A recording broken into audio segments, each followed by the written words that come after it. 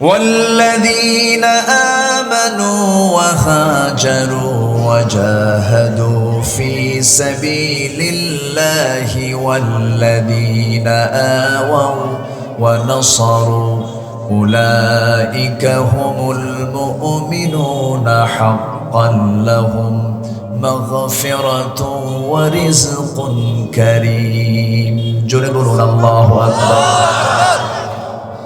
একটু কান লাগান, মনোযোগ দিয়ে শুনুন। আল্লাহ রাব্বুল আলামিন বলছেন এক নাম্বার যারা ঈমান আনবে। এখানে আল্লাহ বলছেন যারা কি করবে? ঈমান আনবে। হয়তো বসে বসে আমরা যারা আছি আমরা সবাই মনে মনে ভাবতেছি আমার তো ঈমান আছেই, কিন্তু আল্লাহ তাআলা সেই ঈমানটা আনতে বলেছেন যে ঈমানের মধ্যে কোনো প্রকার ক্যান্সার থাকবে না, কোনো রোগ থাকবে না। এমন ঈমান তোমাকে আনতে হবে। আমার দেশে বহু লোকের নামও কিন্তু আছে ঈমান আলী, আছে না? নাম হলো ফজর আলী, জাগা পায় সকাল 10টায়।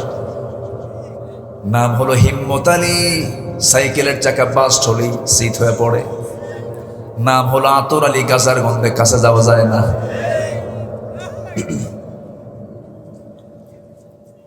নাম দিয়ে কোনো কাজ হবে না, বংশগত পরিচয় দিয়ে কোনো, বংশগত কৌলিন্য দিয়ে কোনো লাভ হবে না।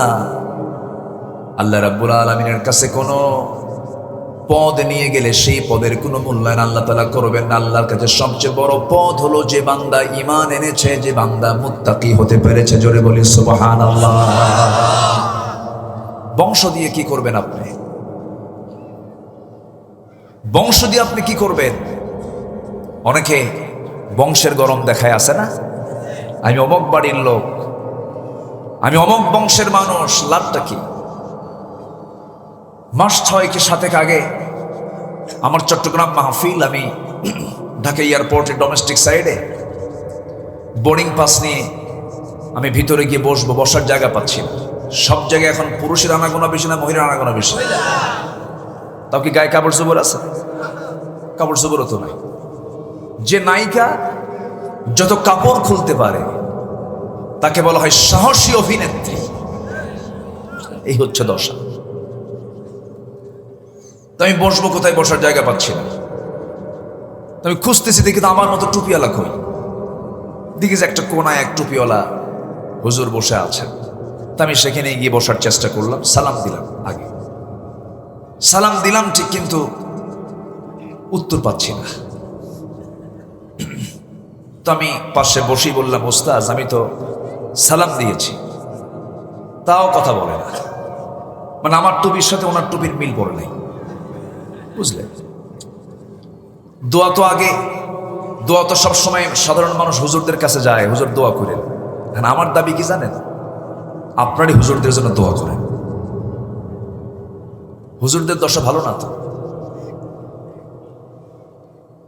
আজকে যদি আলেম ওলামা এক হতো, এর চাইতে বড় প্ল্যাটফর্ম আর বাংলার জমিনে হতো না, ঠিক কিনা? কিন্তু শয়তানের মার্কেটিং তো 4টা। প্রত্যেক দিন সকালবেলা শয়তান মার্কেটিং এ নামে, জুলুম নিয়ে নামে, হিংসা নিয়ে নামে, কৃপণতা নিয়ে নামে। তো হিংসা, জুলুম, কৃপণতা নিয়ে প্রত্যেকদিন সকালে নামে। কোন এক পয়গম্বর একদিন দেখে ফেলেছেন, বলছেন আচ্ছা শয়তান তুমি এগুলো নিয়ে যাচ্ছ কোথায়?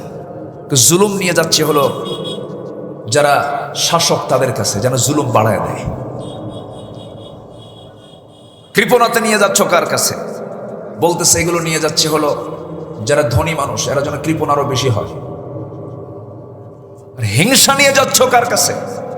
হিংসা নিয়ে যাচ্ছে হলো যারা আলেম ওলামা, ওরা যেন হিংসা বাড়ায় দেয়। নাউজুবিল্লাহ বলবেন না? আকলমান্দি সারা বাসা। তা আমি পাশে বসে আমি বললাম, মুরব্বী আপনার নামটা? উনি বলতেছে আমি অমুক পীরজাদা। যখন কইছে পীরজাদা আমি শুনলাম, আচ্ছা ঠিক আছে। আপনার নাম কি? আপনি কে? আমি বললাম আমি হলাম নবীজাদা। কি কথা কি বুঝতেছেন আপনারা? উনি কইছে কি জাদা, আর আমি কইছি কি নবী জাদা। 1 ডিগ্রি বেশি কইছি। তো বললাম, তুমি আমার দিকে চেয়ে আছে অন্যভাবে, একদম খুব আগ্রহ ভরে। আপনি কি বললেন? হ্যাঁ, আপনি যদি পীরের ছেলে হয়ে যদি পীরের পরিচয় দিতে পারেন, আমি তো নবীর সন্তান, আমি তো আদম সন্তান, আমি হলাম আদমের সন্তান, নবীর সন্তান, ঠিক কিনা? এত পীর আমার দেশে, আমি পীরকে গালমন্দ করছি না, পীর ভালো যদি হক্কানি হয়। সম্মানিত ভাইয়েরা, এই ভারতের কাশ্মীরে শুয়ে আছেন খাজা মাইনুদ্দিন চিশতি রহমতুল্লাহ আলাইহি, শাহজালাল ইয়ামিনী, শাহপরান, খান জাহান আলী। নিঃসন্দেহে তারা সঠিক পীর, কিন্তু আসল পীর তো নাই, সব তো চলে গেছে, এখন সব পীর জাদা। তো দুই একটা হারাম জাদা নাই? আসতে কর, আছে না নাই? আমার ভাইয়েরা, মির্জা দিয়ে লাভ নাই। মির্জা, চৌধুরী, সম্রাট, মোঘল, পাঠান, এই সমস্ত শেখ, এই সমস্ত বংশগত পরিচয় দিয়ে আল্লাহর কাছে জান্নাত পাওয়া যাবে না। যে বংশের নাম কুরাইশ, কুরআন শরীফ আছে লিইলাফি কুরাইশ, আমার নবীর বংশের নাম আবু লাহাব। কোন বংশে? কোন বংশে? লাভ আছে নাকি? নবীর ছেলে হয়েও কোনো লাভ নাই, নবীর বাপ হয়েও লাভ নাই। আসর জাহান্নামে চলে গেছে, কেনান জাহান্নামে চলে গেছে, নবীর সন্তান হয়েও তো কোনো লাভ নাই। আল্লাহ সুন্দর করে বলছেন ঈমানটা আনো। আল্লাহ রাব্বুল আলামিন বলছেন, ইয়া আইয়ুহান নাস ইয়া ইন্না খালাকনাকুম মিন যাকারিন ওয়া উনসা وجعلناكم شعوبا وقبائل لتعارفوا إن أكرمكم عند الله أتقاكم জোরে বলি আল্লাহু আকবার। আমি তো একটা নারী থেকে বানিয়েছি, তোমাদের সৃষ্টি করেছি আমি এক নর নারী থেকে, এক পুরুষ মহিলা থেকে। এরপরে বিভিন্ন গোত্রে গোত্রে ভাগ করে দিয়েছি, বিভিন্ন বংশে বংশে তোমরা ভাগ হয়ে গেছো, বিভিন্ন ভাষা দিয়েছি, বর্ণ দিয়েছি। এই জন্য লিতাআরাফু, যেন তোমরা একে অপরকে চিনতে পারো। তবে শোনো, তোমাদের মধ্যে সেই লোকটাই আমার কাছে সবচাইতে দামি, যে বান্দা আমি আল্লাহ আমাকে সবচাইতে বেশি ভালোবাসে, বেশি মোহাব্বত করে। জোরে বলি সুবহানাল্লাহ। তাহলে আমাদের সবচেয়ে বড় সার্টিফিকেট হলো কার দফতর থেকে নিতে হবে? আল্লাহর দফতর থেকে নিতে হবে। আল্লাহ বলছেন, চারটা কাজ কর, আমি তোকে আমার দফতর থেকে মুমিনের সার্টিফিকেট দিয়ে দেব। নাম্বার 1 হলো ভালো করে ঈমান আনো, যে ঈমানের মধ্যে কোনো শিরিক নাই, যে ঈমানের ভিতরে কোনো বেদাত নাই, কুফর নাই, নিফাকতা নাই, এমন ঈমানটা তুমি ভালো করে আনো। আল্লাহ রাব্বুল আলামিন বলছেন, বান্দা গুনাহটা ছেড়ে দাও, গুনাহ ছেড়ে দাও, তোমার জীবনের সবচেয়ে বড় বুজুর্গি। তুমি জিকির আজগার করছো, তুমি তাসবিহ জপতেছো, সকাল সন্ধ্যা নফল নামাজ পড়তেছো, কিন্তু সুদের কারবার করো, ওই জিকির আজগারের কোনো মূল্য হবে না। বড় বড় গুনাহ তুমি ছেড়ে দাও, ছোট ছোট গুনার দিকে আল্লাহ রাব্বুল আলামিন তাকাবেন না, মাফ করে দিবেন। ইন তাজতানিবু কাবাইরা মা তুনহাউনা আনহু নুকাফির আনকুম সাইয়্যাতিকুম ওয়া নুদখিলকুম মুদখালান কারীমা। তুমি যদি বড় বড় গুনাহগুলোকে ছেড়ে দাও, ছোট ছোট গুনার দিকে আল্লাহ তাকাবেন না, আল্লাহ তোমার সকল কিছু মাফ করে সম্মানজনক জান্নাত তিনি তোমাকে দিয়ে দিবে। ঈমান যদি নেই থাকি, পরিকল্পিত কোনো গুনার দিকে যাওয়া যাবে না, পরিকল্পিত কোনো হারাম কাজের দিকে যাওয়া যাবে না। এই জায়গায় আমরা যারা বসে আছি, যদি প্রশ্ন করি, আমার দেশের মানুষ বেশি না চোর বেশি? হ্যাঁ, ভালো করে কর। মানুষ তো খুঁজে পাওয়া যায় না, কোথায় আমরা মানুষ হতে পারলাম? আজকেও জুমার দিনও যদি আমরা জরিপ করি, জুমার দিনও জরিপে দেখা গেছে সর্বোচ্চ 12 থেকে 15% মুসলমান দেশে নামাজ পড়ে, বাকিগুলো নামাজ পড়ে না। আর অন্যান্য দিনে 4 থেকে 5% মুসল্লি তারা নামাজ পড়ে। বাকিগুলোর নামাজের কোনো খবর নাই। যে ব্যক্তি নামাজটাকে চুরি করে, যে ব্যক্তি নামাজটাকে ছেড়ে দেয়, সবচেয়ে বড় চোর। এর চাইতে বড় চোর হয় নাকি? এখন বলেন, সবচেয়ে মানুষ বেশি না চোর বেশি? চোরই তো বেশি। বসে স্যার কই গেল? ও ডাক দেন, আসো। উনি না আসলে কি হয়? সম্মানিত ভাইয়েরা, কষ্ট পাচ্ছেন নাকি আপনারা? আজান হবে মাঝখানে, আজান হয়ে যাক, কিন্তু কাছাকাছির কোনো মসজিদে যেন আজান না হয়। আমরা আজকে নামাজটা পড়ব 5টার একটু পরে, যেহেতু দিনটা বড়। তো না, এটা নিয়ে আবার কোনো গন্ডগোল লাগবে নাকি? কোনো সমস্যা নাই তো? আমার দেশে তো ফতুয়ার অভাব নাই, বুঝলেন? খুব ভয় পাই আমি। একটু বসেন, কেউ উঠবেন না। এই যে মুরব্বী, বসেন, একটু কান লাগাবেন সবাই। সম্মানিত হাজিরিন, মসজিদে গেলে পরে যদি টাউনের মসজিদ হয়, আমি আগে যাই না জুতো আগে যাই? বলেন, জুতো আগে নিতে হয়। জুতো আগে নিয়ে, যদি নতুন জুতো হয়, মসজিদে নিয়েছেন কিন্তু আপনি সামনে জায়গায় রাখতে পারেন নাই, হয়তো একটু পিছনে রাখছেন, ডিস্টেন্সে রেখেছেন, সেজদায় তসবিহ হওয়া কঠিন। খালি মনে মনে একটাই জিকির হবে, জুতা আছে তো, জুতা আছে তো। এটা হলো মসজিদের নিরাপত্তা। বাজারে গেছেন বাজার করতে, সাইকেল রেখে দিয়েছেন, সাইকেল শুধু রাখছেন এই জায়গায়, ওইদিকে তাকাইছেন, সাইকেল নেই। আমি কি ভুল বলছি? গত বছর আমার মাহফিল ছিল চট্টগ্রাম, পতেঙ্গাই মাহফিল। মাহফিল আলোচনা শেষ করে মনোজাত করে মঞ্চ থেকে নামার সময় দেখি আমার জুতো জোড়া নেই।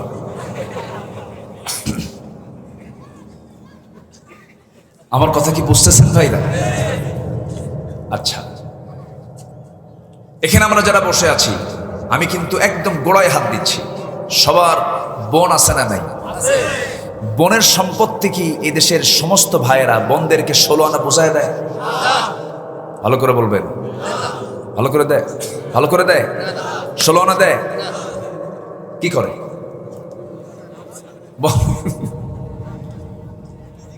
মাপসায়? মাপও চায় না। সম্মানিত ভাইয়েরা, বোনকে তো দেয় না, মাঝে মাঝে টেকনিক করে বোনকে আবার দাওয়াত দেয়।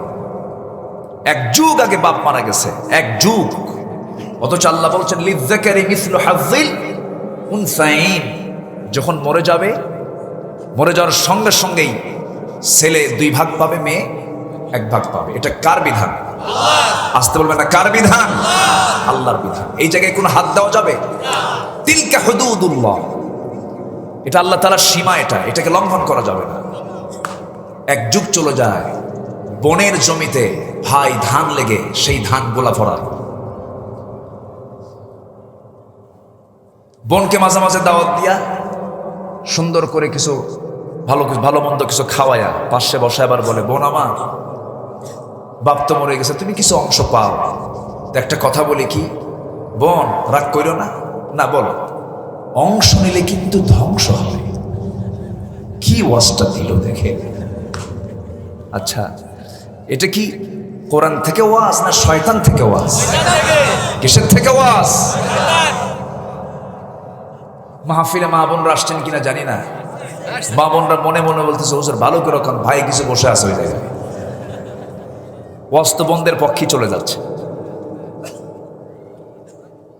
এমনও বাপ আছে, মেয়েকে ঠকানোর জন্য জীবদ্দশায় ছেলে নাতির নামে লিখে দিয়ে যায়। আপনার হজ করে লাভ নাই, ওই হজের কোনো দাম নাই, ওই নামাজের কোনো পুরস্কার আপনি আল্লাহর কাছে পাবেন না, ঠিক কিনা? পাবেন না। আমার ভাইয়েরা, এই জন্যই বলেছি মানুষ বেশি না চোর বেশি। জবাব কিন্তু পেয়ে যাচ্ছি আমরা। মানুষকে ঠকায় ভাবি যে আমি চালাক মানুষ না। আপনি যাকে ঠকিয়েছেন সেই জিতে গেছে, আপনি মূলত ঠকে গেছেন। এই দুনিয়াতে ঠকা ভালো, কিন্তু ঠকানো ভালো নয়। আমি মানুষকে ঠকালাম, কিয়ামতে আমি ধরা খেয়ে যাব, কিন্তু আমাকে কেউ ঠকালো, আমার জন্য প্লাস হয়ে গেল। এই জন্য এই দুনিয়ার জিন্দেগিতে আমি সরল থেকে যাব, কারণ জান্নাতটা বাঁকা পথে না, সরল পথে। নামাজের মধ্যে আমরা সবাই বলি, সবাই বলুন, ইহদিনাস সিরাতাল মুস্তাকিম সিরাতাল্লাযীনা আন'আমতা আলাইহিম গায়রিল মাগদুবি আলাইহিম ওয়ালাদ-দাল্লিন। আয় আল্লাহ তাআলা, সেই পথ তুমি আমাকে দেখিয়ে দাও যে পথটা সরল পথ, আর সেই পথে দাও যে পথে চির শান্তি তুমি রেখে দিয়েছো, যে পথে চির ভ্রান্তি সেই পথ থেকে তুমি আল্লাহ আমাদের দূরে রাখো। এইরকম করে নামাজে দোয়া করে নামাজ থেকে বের হলাম, সুদের কারবার করলাম, নামাজ কবুল হবে না। এলাকায় মনে হয় সুদের কারবার নাই, আছে সুদ? দয়া করে কেউ উঠেন না, উঠলি ভাববো ওটাই সুদ খায়। বসে থাকেন, কেবল মনের সম্পত্তি বুঝে নিচ্ছি, সুদের কারবারে যাচ্ছে। আমার ওয়াজ তো মিষ্টি কম, আমার ওয়াজে একটু তিতা বেশি, কথা বোঝেন নাই? বসেন। জান্নাতের রাস্তা কি সহজ সরল? বলেন, জান্নাত কি সহজেই চলে যাব আমরা? জান্নাতে যেতে হলে কাটা বাধা বিপত্তি আছে না নাই? হুজবাতুল জান্নাহ বিল মাকারিহি, জান্নাতটা কষ্ট দিয়ে মোড়ানো, আর দুনিয়াটা হলো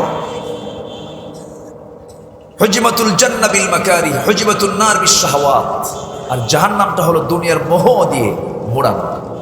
এই জন্য জান্নাত পেতে হলে একটু কষ্ট করতে হবে। ঈমান আনা মানে নিজের জীবনকে হিংস্র জন্তুর সামনে ছেড়ে দেওয়া। কোন পয়গম্বর তৎকালীন রাষ্ট্র কর্তৃক নির্যাতনের শিকার হননি? ম্যাক্সিমাম।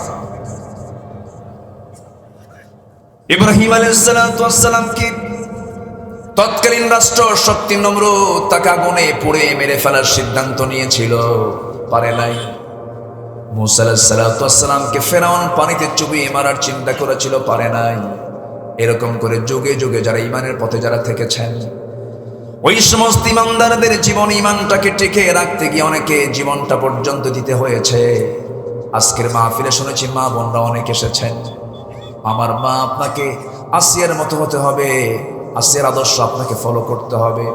আসিয়ার জীবনের সবচেয়ে প্রিয়জন যিনি ছিলেন তিনি কে? আল্লাহ। আসতে বলবেন না, তিনি কে? ঈমানটা তিনি এমন ভাবে এনেছিলেন, আল্লাহর প্রতি বিশ্বাসটা তার এত আঘাত ছিল, এত ভালোবাসা এত গভীর ছিল, তিনি ফেরাউনের ঘরে সব সম্মান পেয়েছিলেন, দুনিয়ার সমস্ত স্ট্যাটাস পেয়েছিলেন, দুনিয়ার সমস্ত মর্যাদা পেয়েছিলেন। ফেরাউনের বউ হওয়া মানে কি?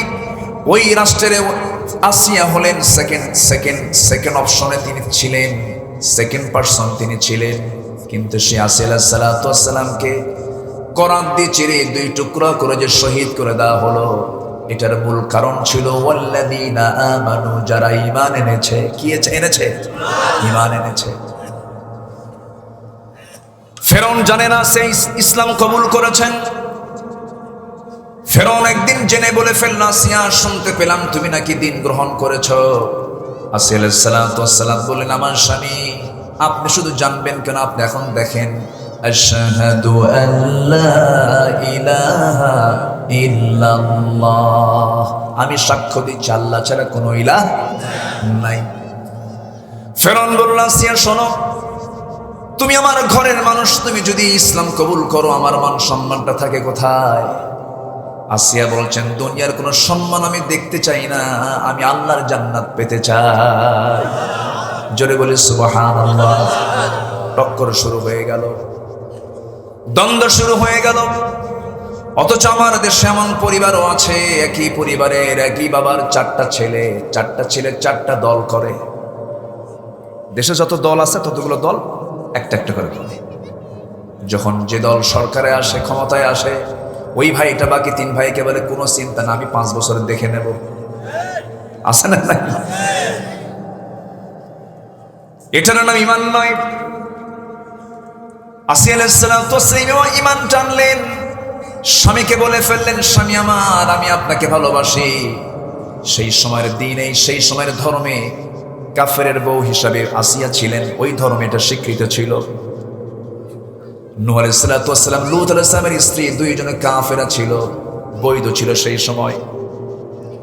ইমরাতুন নূহ, ইমরাতুল লূত, আসিয়া আলাইহিস সালাতু ওয়াস সালাম চরম পরীক্ষার সম্মুখীন হয়ে গেলেন। লম্বা কথার সময় অল্প। আসিয়া আলাইহিস সালাতু ওয়াস সালাম শেষ পর্যন্ত বলছেন, স্বামী আমার, আপনি কি করবেন জানি না, আমি আপনাকে একটা কথা জানিয়ে দিলাম, আমার প্রতি অত্যাচারের মাত্রা যত তীব্র থেকে তীব্রতর হবে, আমার ঈমান তত পাকা হয়ে যাবে। ফেরাউন চিন্তায় পড়ে গেল।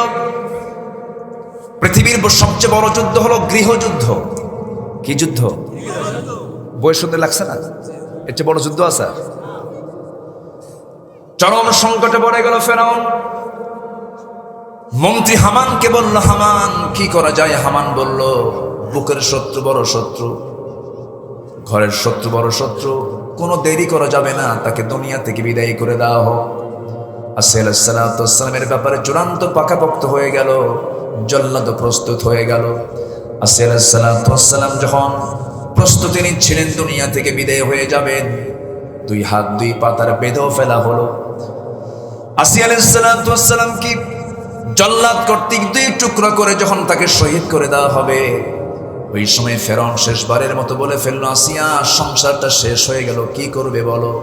আসিয়া বলছেন, দুনিয়ার সব শেষ করতে রাজি আছি, আল্লাহর সঙ্গে সম্পর্ক আমি অবনতি করতে রাজি নাই। আসিয়া আলাইহিস সালাতু ওয়াস সালাম সেই সময় একটা দোয়া করেছিলেন, সেই দোয়াটা আল্লাহ তাআলা কোরআনে কোট করে দিয়েছেন। তিনি একটা দোয়া করেছেন, সেই দোয়াটা হলো, রব্বি বিনিলি ইনদাকা বাইতান ফিল জান্নাহ ওয়া নাজ্জিনি মিন ফিরআউনা ওয়া আমালিহি। আয় আল্লাহ তাআলা, তুমি আমার জন্য বানিয়ে দিবি, ইনদাকা তোমার কাছে, বাইতান একটা ঘর, ফিল জান্নাহ জান্নাতের মধ্যে একটা ঘর তুমি আমার জন্য দিবা, সেই ঘরটা যেন তোমার ঘরের দেওয়ালের সাথে হয়ে যায়। কি দোয়া! আল্লাহকে কত কাছে নিলে এই কথা মুখ থেকে আসে, সুবহানাল্লাহ বলবেন না? কি সুন্দর দোয়া করলেন! এমন সুন্দর দোয়া আল্লাহ রাব্বুল আলামিন চয়েস করে, তার কিতাব ছিল তাওরাত, আর তার দোয়া স্থান পেল কোন কিতাবে? কোন কিতাবে? কোরআনে তার দোয়া স্থান পেয়ে গেল। মানে বুঝায় দিচ্ছেন আল্লাহ তাআলা, ও দুনিয়ার সমস্ত নারীকুল, ও দুনিয়ার সমস্ত পুরুষ সমাজ, তোমরা আমার আসিয়ার মতো দোয়া করো, তোমরা আসিয়ার মতো, আসিয়া যেমন আমাকে খুব কাছে টেনে নিয়েছে, তোমরা আমাকে কাছে টেনে নাও। বান্দারে তুমি বুঝো না, তুমি হেঁটে হেঁটে আসো, আমি তোমার দিকে দৌড়া দৌড়া যাই, তুমি আমার দিকে 1 হাত আগো, আমি তোমার দিকে 10 হাত আগাই। জোরে বলি সুবহানাল্লাহ। জান্নাত পাওয়ার জন্য মেহনত থাকতে হবে।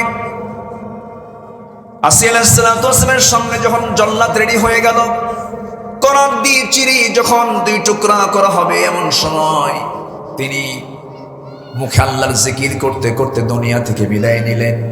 দুনিয়ার সমস্ত নারী নরকে জানিয়ে দিলেন, ইমানের উপর অবিচল থাকতে গিয়ে হাসি মুখে এমন করে দুনিয়া থেকে বিদায় নিতে হয়।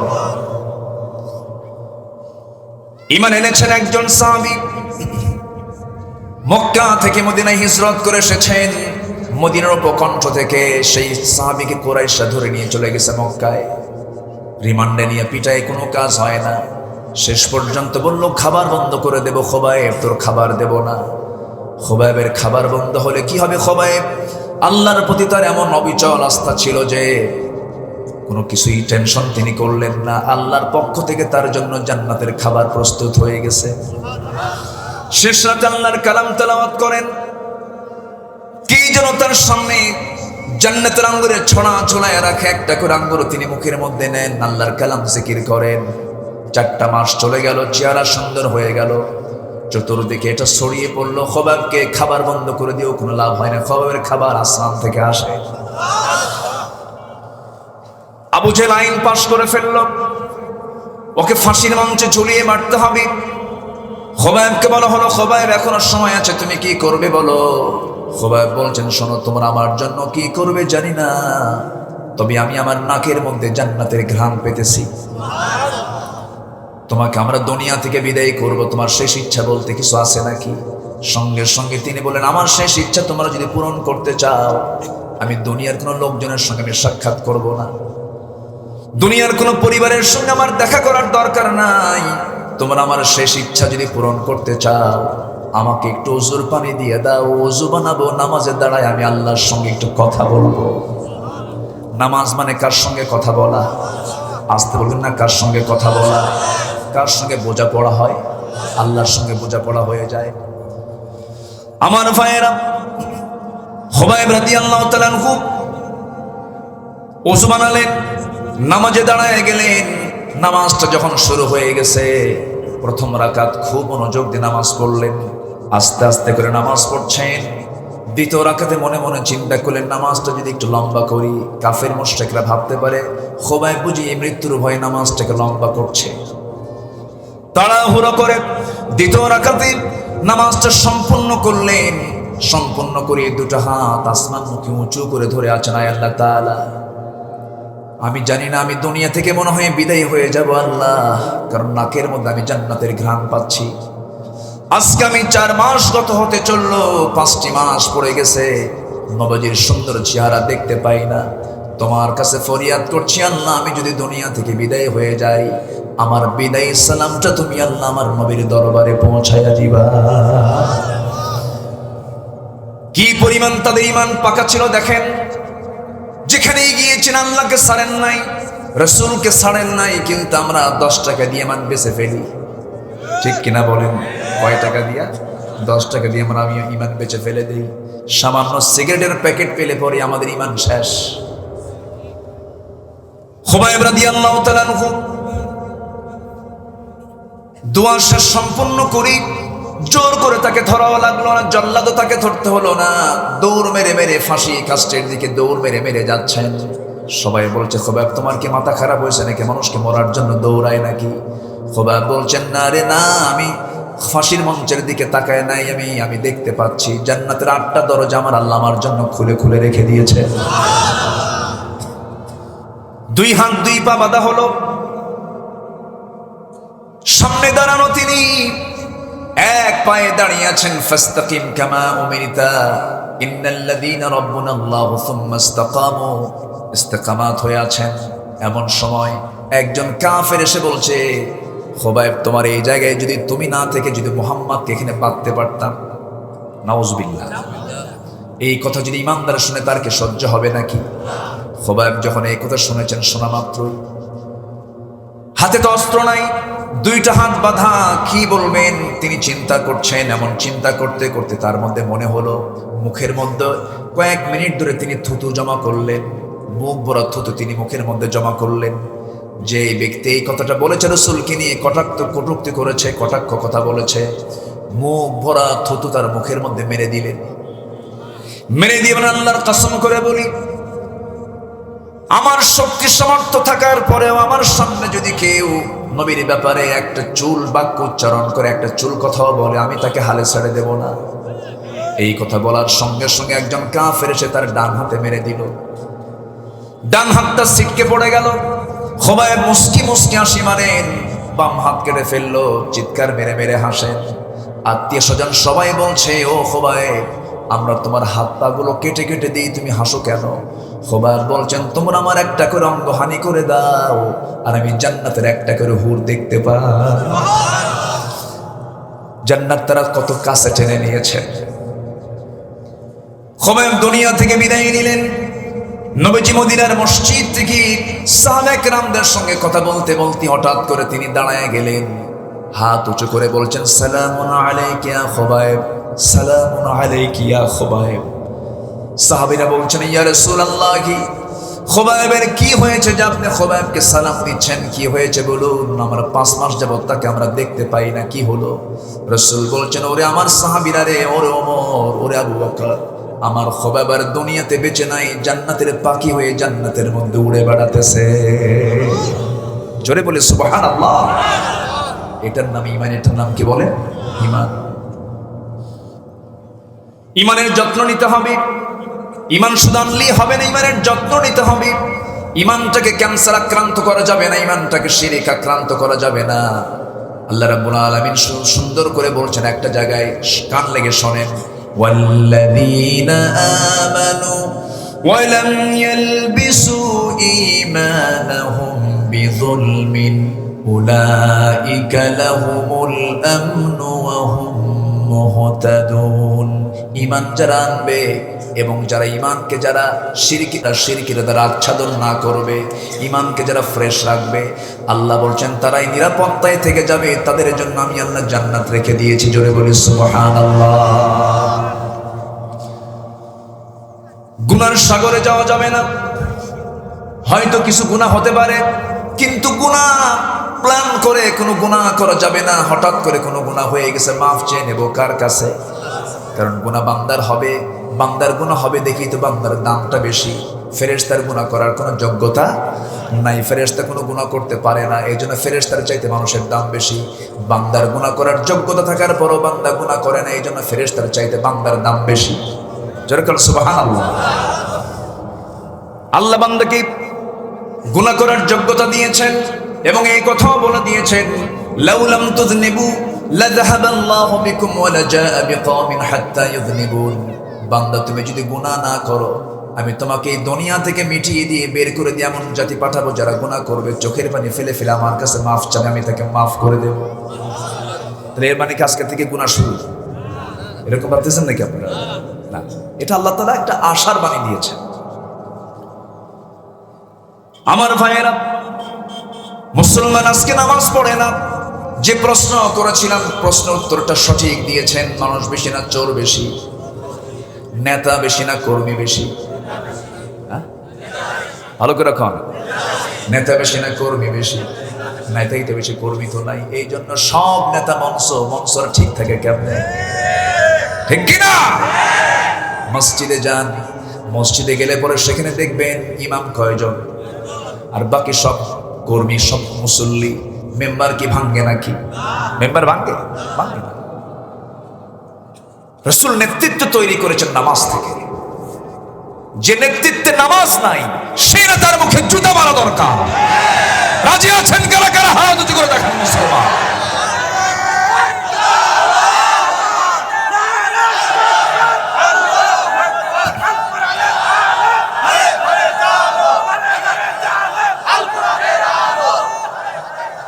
আল্লাহ তুমি সবার হাতকে কবুল করো। জোরে বলি আমিন, আরো জোরে আমিন। যে নামাজ পড়ে না তার চেয়ে বড় চোর আছে? বলেন, তার চেয়ে বড় চোর আছে? নামাজ পড়বো, 5 ওয়াক্ত কারা? একটু হাত তুলে দেখেন তো দেখি। জোরে বলি ইয়া আল্লাহ, ইয়া রহমান, আমাদেরকে 5 ওয়াক্ত সালাত আদায় করার তৌফিক তুমি আল্লাহ দিয়া দাও। জোরে বলি আমিন, আরো জোরে আমিন। নবীজি মারা যাবেন, মারা যাওয়ার আগ দিয়ে তিনি ইঙ্গিত দিয়েছেন কিয়ামার পরে খেলাফতের দায়িত্ব পালন করবে। কেমন করে দেখেন, অসুস্থ রাসূল হুজরাখানায় আমার নবীজি পছন্দ করলেন, আম্মা জান আয়েশার ঘরকে পছন্দ করলেন। তিনি ঘরের মধ্যে ঢুকে বলছেন, আয়েশা শরীরটা কেমন যেন খারাপ লাগে, মাথায় পানি ঢেলে দাও তো। প্রচন্ড জ্বরাক্রান্ত হলেন, বিষক্রিয়া দেখা দিল, ওনাকে বিষ প্রয়োগ করা হয়েছিল। শেষ জীবনে মৃত্যুর আগ দিয়ে এই বিষক্রিয়াও দেখা দিল, প্রচন্ড জ্বর এবং প্রচন্ড মাথা ব্যথা। যাদের জ্বর হয়, মাথা ব্যথা হয়, এটা সুন্নাহ, আলহামদুলিল্লাহ বলে। অনেকের অসুখ হয় না, খুব ভাব দেখায়। আসলে এরকম কিছু লোক আছে, কে রে 60 বছর বয়স, অসুখ বিসুখ নাই, এরকম আছে না নাই বলেন? খালি ওষুধ খাস, আমাদের কিছু খাওয়া লাগে নাকি? ভাবতে হবে যে ওর মধ্যে কিছু ফেরাউনের খাসলত আছে। ফেরাউন অসুখ বিসুখ হয়নি তো, বোঝেন নাই? অসুখ বিসুখ হওয়া ভালো, অসুখ বিসুখ না হওয়া ভালো, এটাও রহমত, কিন্তু অহংকার করা যাবে না। আমার নবীজি মাথায় পানি ঢেলে দেওয়া হলো, আজান দিলেন বেলাল। বেলাল যখন আজান দিতেন, রাসূল তার আগেই গিয়ে সামনে দাঁড়ায় থাকতেন। আশহাদু আন্না মুহাম্মাদুর রাসূলুল্লাহ যখন বলতেন, নখটা ইশারা করে রাসূলকে দেখে দেখে তিনি আজান দিয়েছেন। কিন্তু আজকে রাসূল নাই, বেলাল কাঁদতেছেন আজানের মধ্যে, রাসূল তো নাই। বেলাল আযান শুনলেন রাসূল বলছেন, ও আয়েশা দেখো বেলাল কান্দে, আমি তো যেতে পারি নাই ওর সামনে, আজান তো শেষ হয়ে গেল, দেখি তো নামাজে যেতে পারি নাকি। একটু কোমর সোজা করে দাঁড়াতে নিলেন, মাথা চক্কর মেরে পড়ে গেলেন।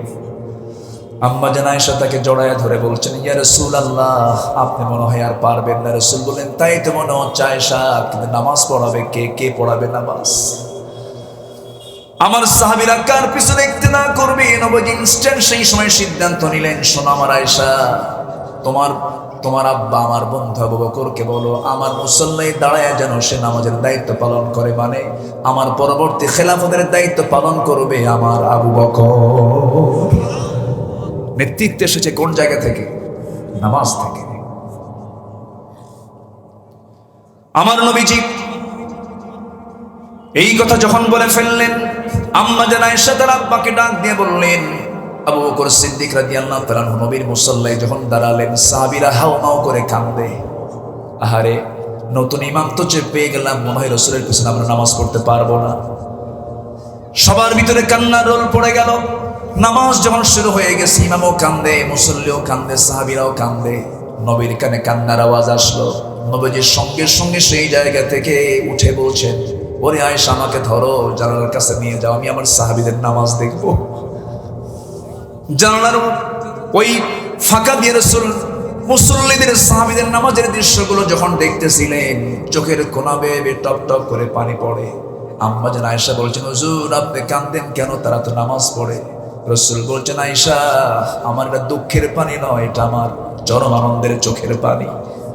ওরে আয়েশা, এই নামাজ কায়েম করতে গিয়ে মক্কার মানুষগুলো আমাকে ঘাড় ধাক্কা দিয়ে মক্কা থেকে বের করে দিয়েছে।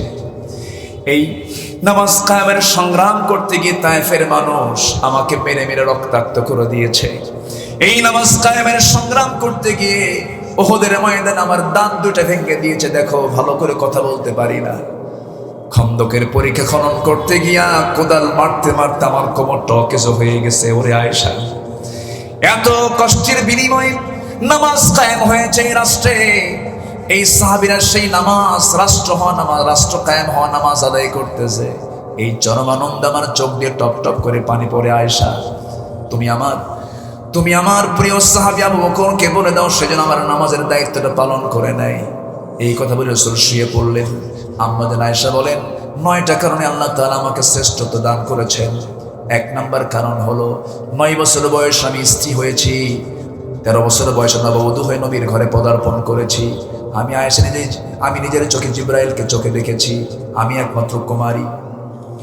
নাম্বার 5 হলো আমি যখন নবীর বিছানায় একই সঙ্গে ঘুমাতাম, আমি থাকা অবস্থায় আল্লাহ তাআলা ওহী নাযিল করে দিতেন।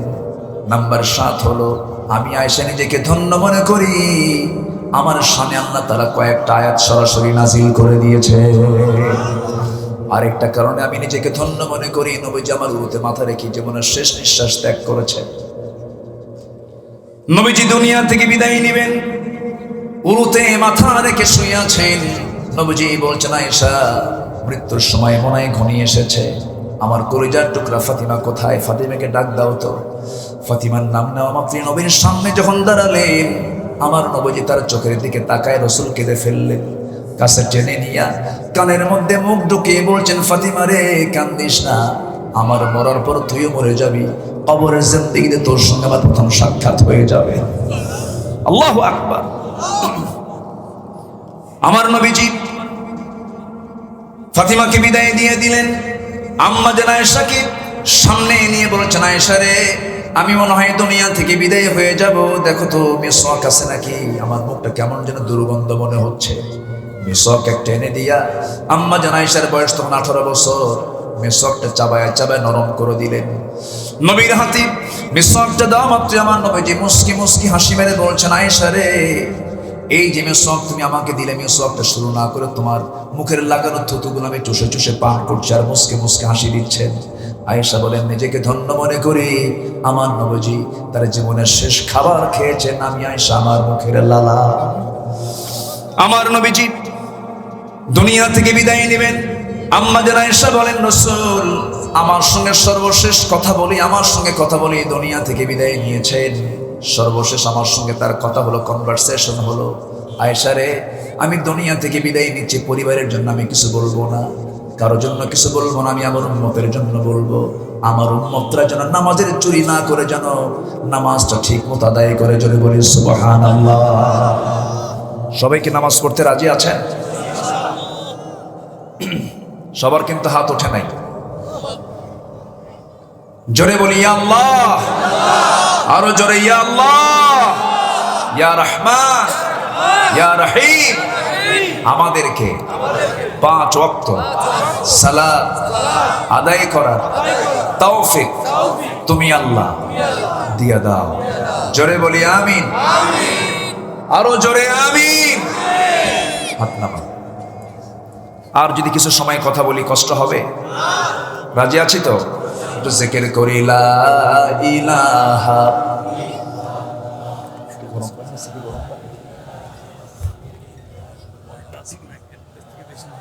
তাই আলহামদুলিল্লাহ, জিকির করি লা ইলাহা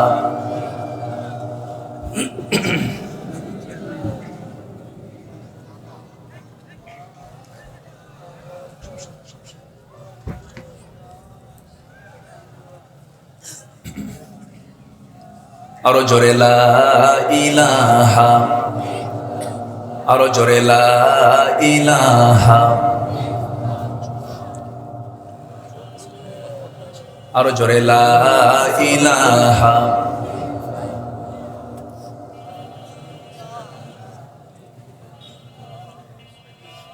আরো জোরে লা ইলাহা।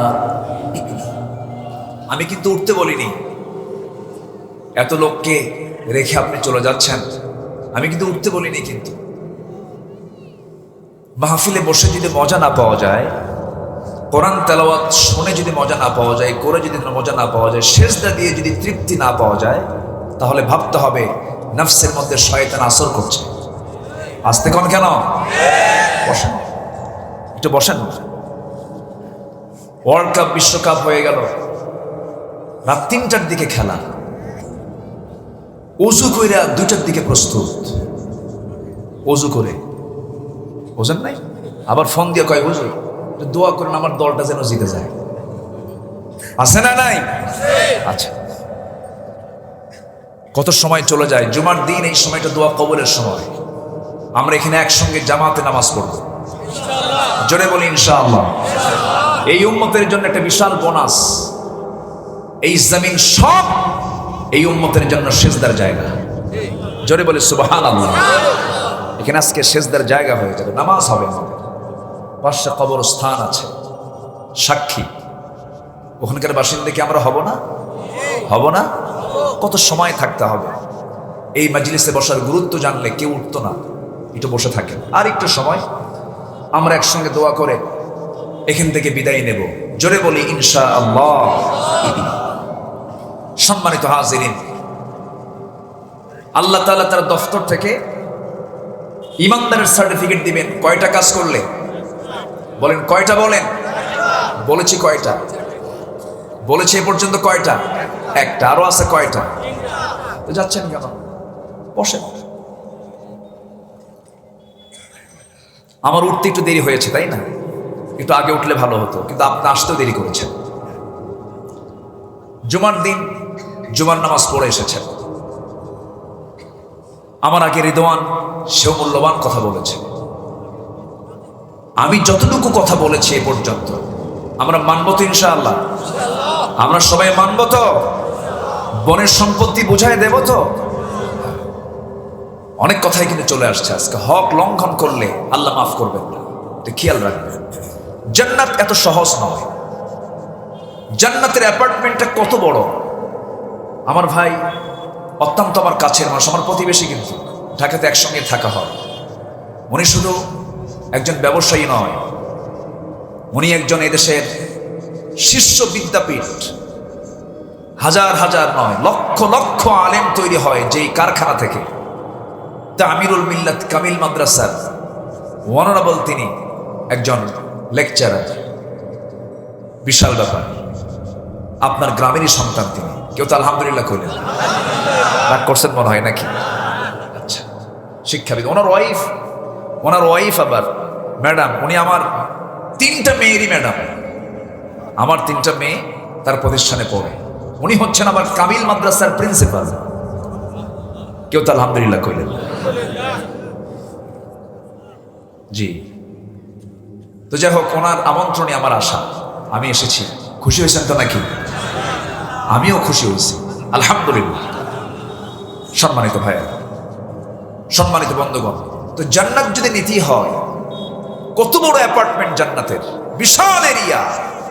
আল্লাহ তাআলা বলছেন যে সর্বনিম্ন যে জান্নাত দেওয়া হবে তাকে দেওয়া হবে 10টা পৃথিবীর মতো একটা জান্নাত। কয়টা পৃথিবী? 10টা পৃথিবী। এটা কি ছোটখাটো হলো মনে হয় নাকি?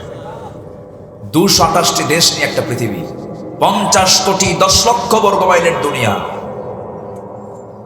এরকম 10টা যোগ দিলে একটা বান্দার জান্নাতের জায়গা হয়। আলহামদুলিল্লাহ বলে। সেই জান্নাতটা হবে কোথায়? আরশ আজিমের আশেপাশে। জোরে বলেন সুবহানাল্লাহ।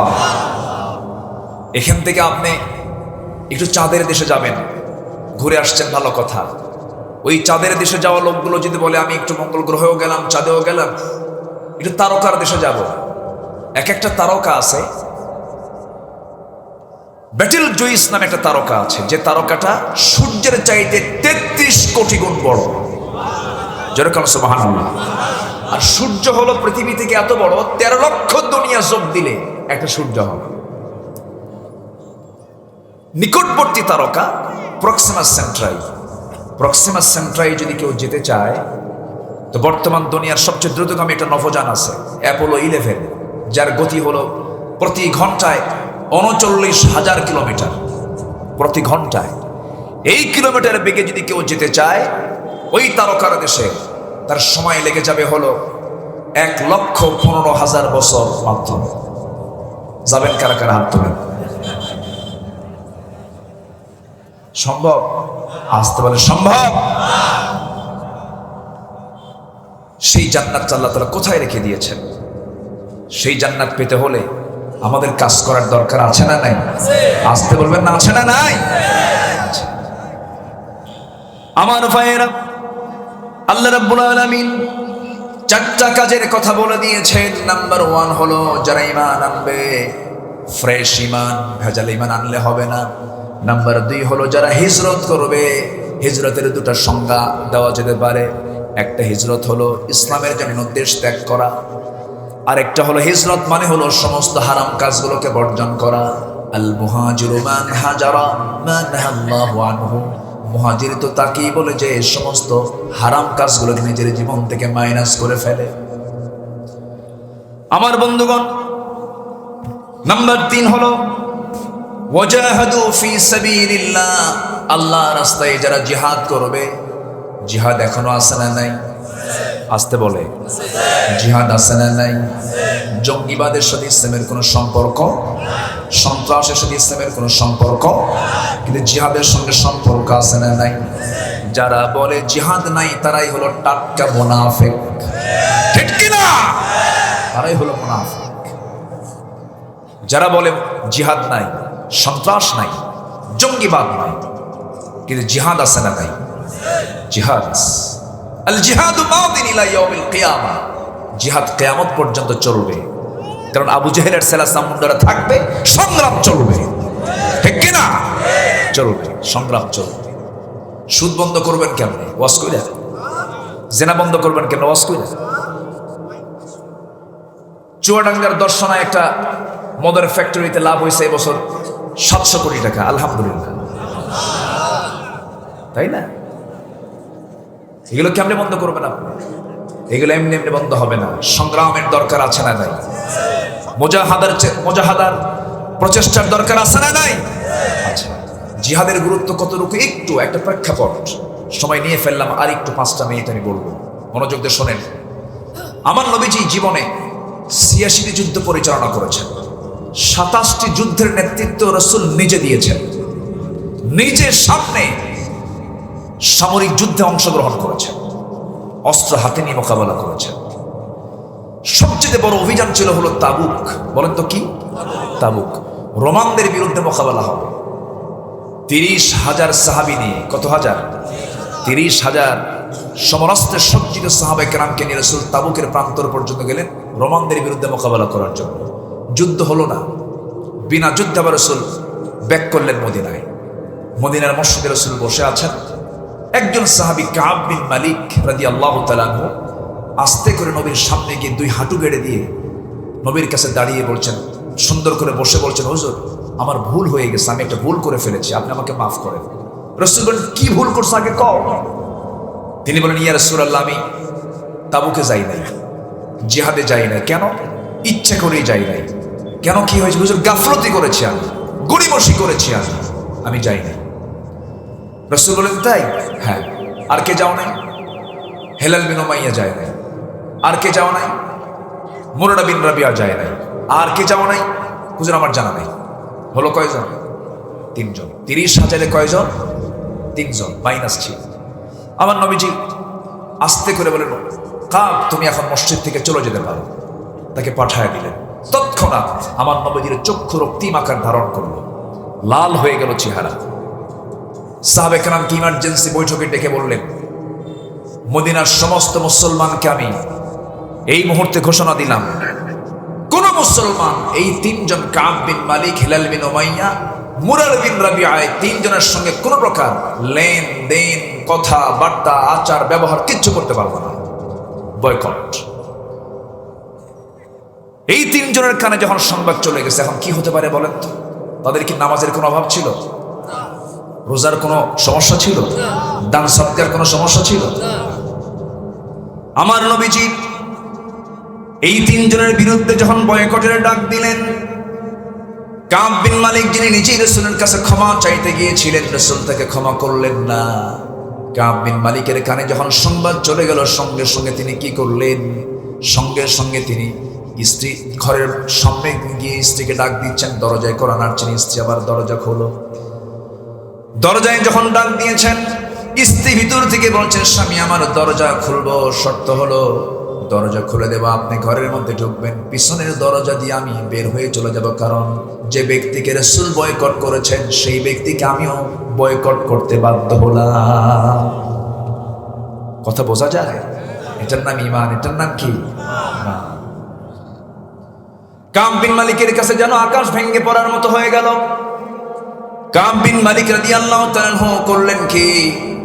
নিজের ঘরে নিজেই ঢুকতে পারলেন না, বউটাকে রেখে সামনে যখন আসতেছিলেন, হঠাৎ করে দেখতে পেলেন তার ফুটফুটে 2টা বাচ্চা, 10 বছর 12 বছর ছোট্ট ছোট্ট বাচ্চাগুলো। সেই বাচ্চাগুলোকে দেখেই বলছে, আমার কলিজার টুকরা সন্তান তোরা, তোদেরকে একটু আদর করি। বাচ্চাগুলো বলছে, না না, যাওয়া যাবে না, যে ব্যক্তিকে রাসূল বয়কট করেছেন তাকে আমরাও বয়কট করলাম। বাচ্চারাও কথা বলে না, বউটার সঙ্গেও দেখা করতে পারলেন না। কাব বিন মালিকের কাছে সব দরজা বন্ধ হয়ে গেছে। সেজদায় পড়ে পড়ে কাঁদতেছেন, নজরে ঝরায় তিনি পানি ফেলতেছেন আল্লাহর দরবারে। হেলাল বিন উমাইয়ার বয়স হলো 70 বছর। আমার নবীর চাইতে বয়স বেশি, নবীর চাইতে বয়স বেশি। বুড়া মানুষ, বয়স্ক মানুষ, তিনিও যেতে পারেন নাই, রাসূল তাকেও বয়কট করে ফেলেছেন। হেলাল করলেন কি? নিজের বাড়ি থেকে বড় ধরনের একটা রশি হাতের মধ্যে করে নিয়ে সেই দড়িটা নিয়ে এসে মদিনার মসজিদের সামনে একটা খুঁটির সঙ্গে দড়ি বেঁধে দিয়া তার 2টা হাত স্বেচ্ছায় বেঁধে দিয়ে বলছে, হেলাল রে, তোর চাইতে বড় আসামি এই দুনিয়াতে আর নাই, যার বিরুদ্ধে নবীজি বয়কটের ডাক দিয়েছেন। কিতাবের মধ্যে লেখে 2টা হাত তার দড়ির বাঁধনে ঘা পর্যন্ত হয়ে গিয়েছিল, খাওয়া দাওয়া বন্ধ হয়ে গেছে হেলাল বিন উমাইয়ার। 40টা দিন পার হয়ে গেল, সেজদায় পড়ে পড়ে কাঁদেন, কোনো ফায়সালা আসে না, রাসূল তাদের সঙ্গে কথা বলেন না। ওইদিকে মুরারা বিন রাবিয়া তিনি পাহাড়ি গর্তের মধ্যে সেজদা দিয়ে তওবা করছেন আল্লাহর কাছে। 40 দিন পার যখন হয়ে গেল, আল্লাহর পক্ষ থেকে আয়াত নাযিল হলো, হে রাসূল, ওয়া আলা সালাসাতিল্লাযিনা খুল্লিফু, ওই 3 ব্যক্তি, যে 3 ব্যক্তিকে আপনি নিজেই তাদেরকে বয়কটের ডাক দিয়েছেন, তারা ভুল করেছিল বটে, কিন্তু তারা যে পরিমাণ চোখের পানি ফেলে ফেলে আমার কাছে কেঁদেছে, যে পরিমাণ তওবা করেছে, আমি তাদের তওবা কবুল করে নিয়া আমি তাদেরকে মাফ করে দিয়েছি। আমার নবীজি আনন্দ দেখে কি, আমার নবীজি সঙ্গে সঙ্গে দাঁড়ায় গেলেন, বলেন, ওমর রে, তাড়াতাড়ি আমার কাব বিন মালিককে ডেকে আনো। ওমরে ফারুক দৌড়ে দৌড়ে গিয়ে বলছেন, ও কাব বিন মালিক, ঘরে আসো নাকি তুমি? ভিতর থেকে বউ জবাব দিচ্ছে, যে লোকের খবর রাসূল রাখে না সেই লোকের খবর আমি তার বউ রাখি না। ওমরে ফারুক বলেন, না রে, আল্লাহ তাআলা কাব বিন মালিকের পক্ষে আয়াত নাযিল করে দিয়েছেন। রাসূলের সামনে কাব বিন মালিক যখন হাজির হয়ে গেছেন, রাসূল জড়িয়ে ধরে তাকে আলিঙ্গন করে নিলেন আর বললেন, কাব রে, আমি তোমাকে মাফ করি নাই, কিন্তু আল্লাহ তোমাকে মাফ করে দিয়েছেন। এর মধ্য দিয়ে একটা শিক্ষা হয়ে গেল, জিহাদের ময়দান থেকে, জিহাদের কাজ থেকে অবহেলা করার কোনো সুযোগ, আসতে বলবেন না, সুযোগ নাই। নাম্বার 4 হলো আল্লাযীনা আওয়াউ ওয়া নাসারু, যারা সাহায্য করবে এই জিহাদের কাজে, যারা সাহায্য করবে, এই 4টা কাজ যারা করবে, আল্লাহ বলছেন, শোনো, এই সমস্ত বান্দাকে আমি আল্লাহ নিজে ঘোষণা দিয়ে দিলাম, এরা হলো প্রকৃত মুমিন। আমি তাদেরকে সার্টিফিকেট দিয়ে দিলাম, আর তার জন্য 2টা পুরস্কার। একটা হলো লাহুম মাগফিরা, আমি তাকে মাফ করে দিলাম, আমি তাকে ওয়া রিজকুন কারীম, সম্মানজনক জান্নাত দিয়ে দিলাম। সুবহানাল্লাহ।